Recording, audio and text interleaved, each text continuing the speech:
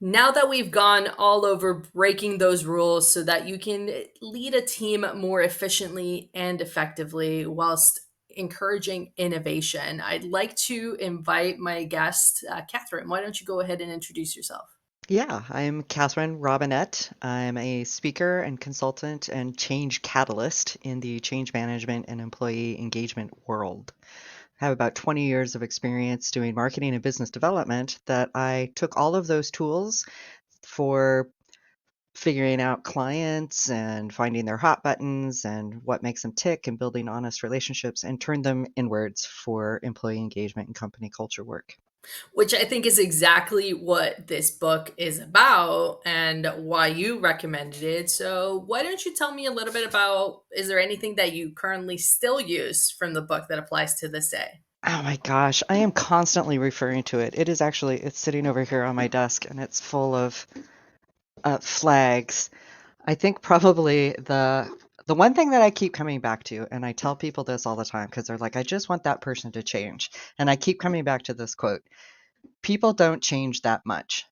Don't waste time trying to put in what was left out. Try to draw out what was left in. That is hard enough. I love that. That is such an amazing quote to go. And I always tell people don't try to fit a square peg into a round hole. Right. And for me, this was the first book that ever said that. When I was becoming a leader in my organizations, the prevailing business management thought was you can fix everybody and everyone should be able to do all the things. Which to me now, and you say that to a young person now, and it's just absurd. It's ridiculous. It was the first time, though, that a business management book had said that and blatantly. And this book, it's actually quite interesting because it does say focus on their strengths, focus on what they are good at, and help them improve. And obviously, with that comes that motivation and comes that efficiency because people enjoy what they're doing and they enjoy what they're good at. But then it also says you should hire based on talent, like innate talent, and then focus on those skills that you might need to work on. Right, and it was also the first time that I'd heard that type of vocabulary where it's like, well, there's stuff that you can learn, that's a skill. And then there's stuff that you just are and do. That's a talent. And it's not a capabilities question. It's simply a matter of this is how you're hardwired. With networking, and I teach networking to a lot of my clients, a lot of people ask me when they're about to engage with me or when they're just curious about what I do and they're like, "Oh, you must coach a lot of introverts." And I actually say, "No, it's a balance and it actually depends on what the person's innate skills are, what they already are, how can we exploit that? How we can, if they're not good in a group setting, I'm not going to send them to a 200-person event."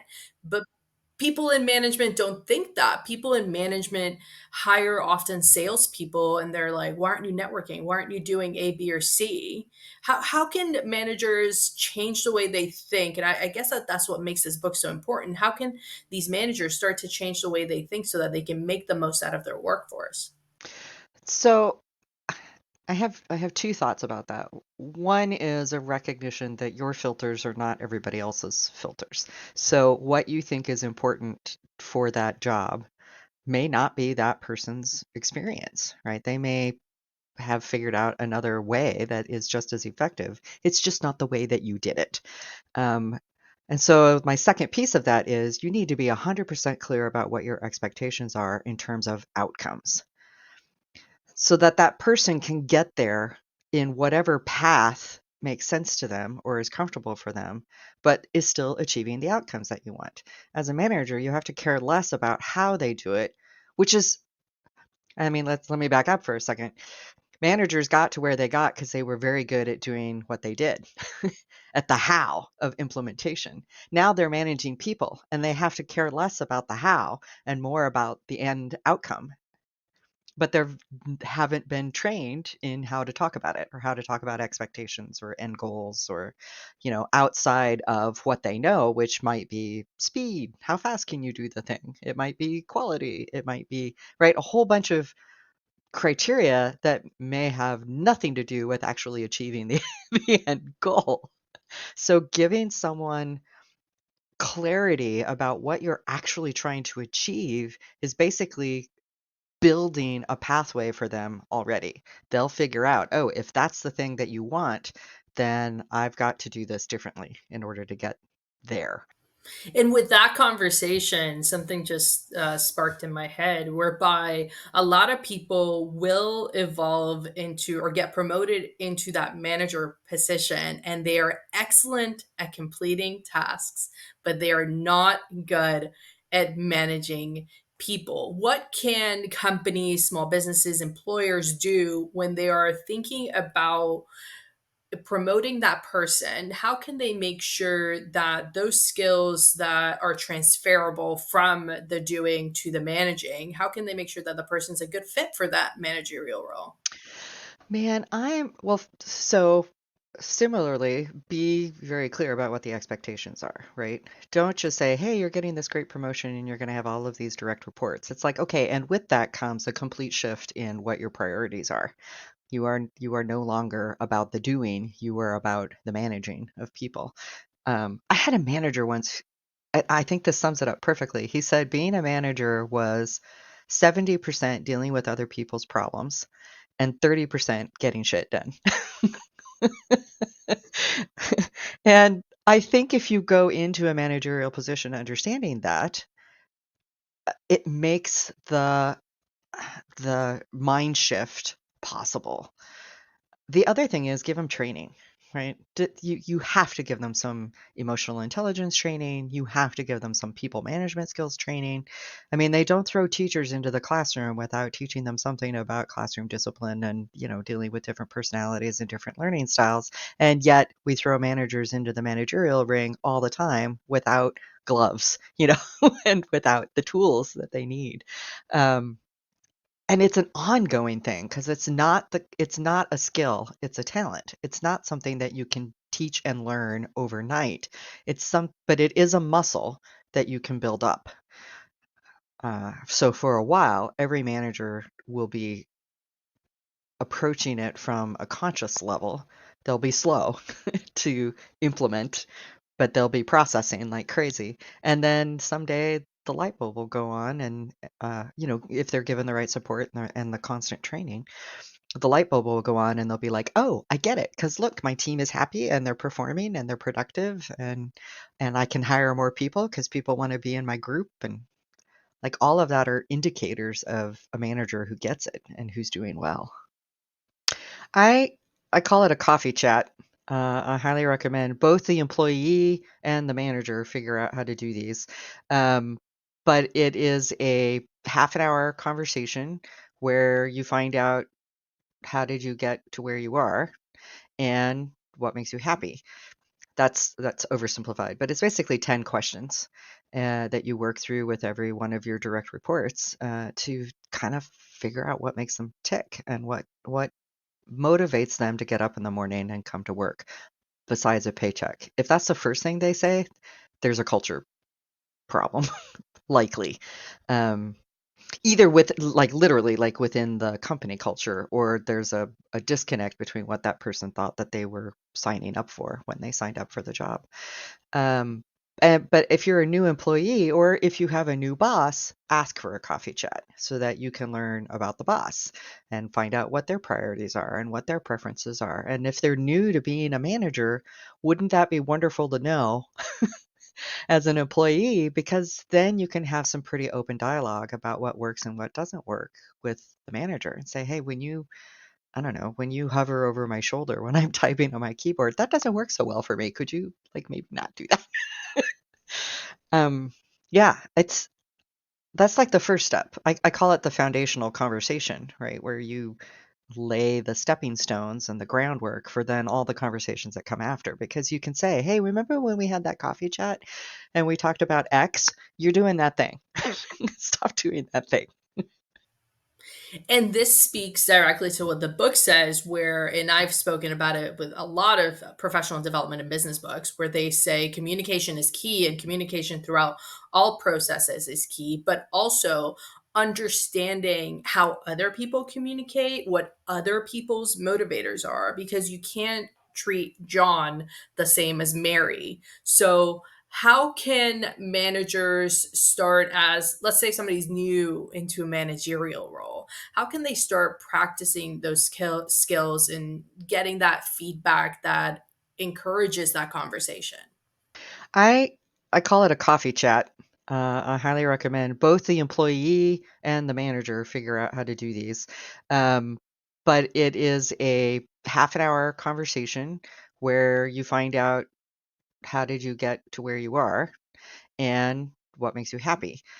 That's oversimplified, but it's basically 10 questions that you work through with every one of your direct reports to kind of figure out what makes them tick and what motivates them to get up in the morning and come to work besides a paycheck. If that's the first thing they say, there's a culture problem, likely. Um, Either with like literally like within the company culture, or there's a disconnect between what that person thought that they were signing up for when they signed up for the job. Um, but if you're a new employee or if you have a new boss, ask for a coffee chat so that you can learn about the boss and find out what their priorities are and what their preferences are. And if they're new to being a manager, wouldn't that be wonderful to know as an employee? Because then you can have some pretty open dialogue about what works and what doesn't work with the manager and say, hey, I don't know, when you hover over my shoulder when I'm typing on my keyboard, that doesn't work so well for me. Could you like maybe not do that? Um, yeah, that's like the first step. I call it the foundational conversation, right? Where you lay the stepping stones and the groundwork for then all the conversations that come after. Because you can say, hey, remember when we had that coffee chat and we talked about X? You're doing that thing. Stop doing that thing. And I guess that fosters the conversational environment, the trust. It's okay for you to approach me with problems and vice versa, which then also brings me to the recommendation that the book makes, which is the Gallup Q12. What are your thoughts on that process? I mean, I was blown away by it when I first saw it. Nobody had ever in my entire career asked me if I had a friend at work. Nope. I'd be like, that just, who cares? But it made so much sense in the context of the book that if you're not making a social connection, why are you there? Why are you bothering to come into the office? Hello, hybrid workers. If you don't have a buddy to hang out with, or a person that makes you feel good and excited to see you when you show up. Um, I think so. Gallup's gotten very smart about their using their 12 questions. They don't just ask the 12 questions because I mean the book has been out since 1999. Everybody knows some variation of these questions, and so you start wondering if the results that you would get are going to be true or not, or are people kind of answering the questions they think the way the man wants you to answer the questions or the company wants you to answer the questions. So they've gotten very smart about how they do it. And I think they ask it three different ways over the course of their employee engagement survey so that you're not entirely sure which of the 12 questions you're answering. And they're finding now that they get a much more accurate sort of bell curve average response to those questions when they kind of bury which one it is that you're responding to in how they've phrased it. And the results are consistent. I mean, they do this worldwide. They've been doing it for 20 plus years. They are getting consistent data year over year over year with the same companies, the same employees, or even new employees. I think they finally like have dialed it in to be able to say, oh yeah, your people are engaged or they're disengaged, and how engaged or disengaged are they? And should you start worrying about it now? And what you can do about it. Now they actually are to the point where they have so much data, they can say, okay, when you tweak this, this is what happens. When you pull this lever, this is what happens. And so they can actually coach companies now based on the data of other companies and say, look, this is how people respond to these changes. We know that because we're seeing the results year after year.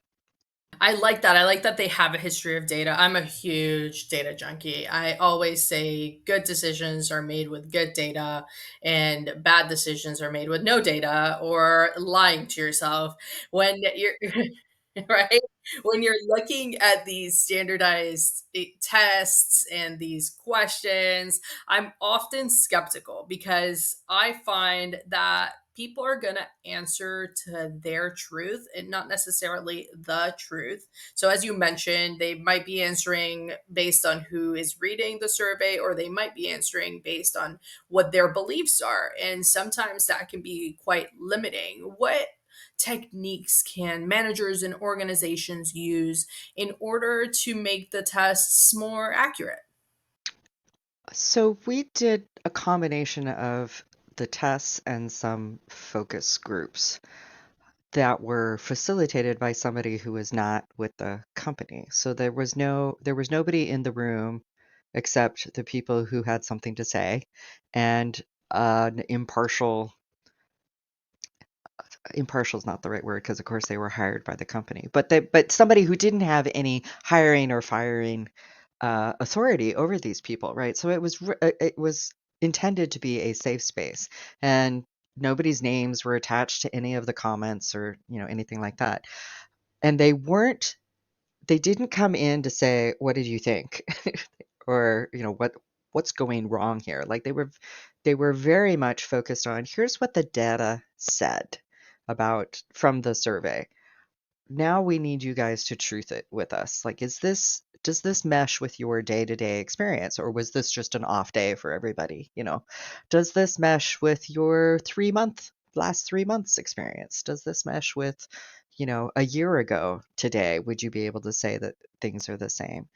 um, and that was super helpful because it it sort of took the sharp edges off of the report and gave an aggregate, like, rule of thumb, like, yeah, in general this is right, or this seems a little extreme, or right.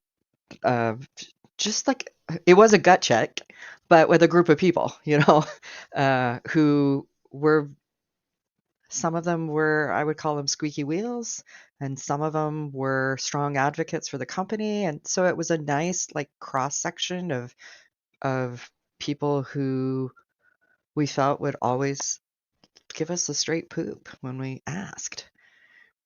But you have to have that in the company to begin with, right? I mean, so many companies go after these assessments because they don't know. They don't have their finger on the pulse, and they don't have a group of people that they can go to and check in with. And it's like, well, there's part of your problem. Like, you've already analyzed part of the disconnect is that you don't have a group of trusted employees that you could go have this honest conversation with. So start here and just understand that the data is going to be skewed because they're not happy right now. And then start working on the problems that you can work on and be totally transparent and over communicate about it so that their attitude also changes, because the responses won't change until they start feeling better about why they're there and what they're contributing. I feel that how you did that actually speaks a lot to where the book mentions that sense of ownership and them realizing that the feedback they are providing is for their benefit. If you don't give us, like, if you go to a therapist and you lie, they're not going to be able to help you. Right. Yeah. First, we must have accurate data. Yes. Yeah, and it's not like the questions are saying are asking for names. None of the Q12 are asking you to point the finger. They're just saying, look, through your lens, through your experience as an employee, what would you say? And it's always on a, like, a Likert type scale. It's always on some sort of barometer of, I totally agree with this statement, or I disagree with this statement. So it could vary from day to day, right? That's why you need a large enough sampling body to have it make any sense. You can't ask a group of 10 because then you'd be able to pinpoint, like, oh, this was Joe's response. Yeah, especially if you know your team really well and you know who the, like, pessimist is. Yeah. Yeah. Yeah, you gotta you gotta have a bigger sampling, but So let me bring it full circle because a lot of the things that this book talks about, to me at least, they seem, yeah, this is common sense. I'm mentioning this to a lot of my clients all the time. What is something that you would say is quite radical about this book that people can apply and have a huge effect on their company? at the time when I read it, the thing that so I was in an executive, leadership group, and we were doing this as part of our book group. The thing that they most balked about, that they just wanted to debunk horribly, was spending the majority of your time with your best employees. They just could not, like, wrap their heads around, "Why would I do that? Because all of these other employees need all this help." But it's like, you do it so that the best person who is, like, carrying the load doesn't feel like they're carrying the load. Like, they need support, they need help, they need encouragement, they need all the things. You don't wanna burn out your best people. So, to me, that was completely radical, and it is a little still today, right? Because we are in general, we're a kind society, and we want to bring everybody along, no child left behind. We want everybody to have success. And so we end up investing so much time and energy in people who don't get it, don't care, don't want to be there. It's like, okay, as a manager, my job is to make sure that you're successful. And if that's not here, my job is to get you out and somewhere where you can be successful. That's not being mean. That's being a really conscientious and caring manager saying, you are not the right fit for this place or this position or this group. Let's find somewhere where you're going to thrive and that you can be happy. Mwah, I love that. That makes so much sense, especially if you look at, let's say employee A is, working extra hard, they're not afraid to put in additional effort, and then employee B is doing the bare minimum, and then comes in a manager and treats them exactly the same. How's that going to make employee A feel? Whereas if employee A feels appreciated for the work that they're doing, not only are they more likely to do it, but they're going to feel good about what they're doing. They're going to have no resentment towards the team because they know, hey, what I'm doing is noticed and it's getting appreciated, and I have an impact in this company and I have a belonging. And it's sometimes, yeah, like as you mentioned, it might make employee B think, okay, this isn't the place for me, or oh, they're getting appreciated for what they do. Maybe I should ramp it up a little bit. Maybe I should work a little bit harder to get some of that recognition and motivators. But I guess again, that comes to what the book speaks. You need to know what motivates people so that you can encourage it with each of them. We could carry on this conversation for so much longer, and I wish we could. And they are. The world is, right? I mean, we don't have it all figured out. But thank you so much for being a guest on here today. If anybody would like to reach out to you, what is the best way for them to get in touch with you? I am on LinkedIn at Katherine-Robinette dash speaker, or you can reach out to me on my website at keystoneandraven.com. Amazing. Thank you again so much, Catherine. And don't forget to join us next week.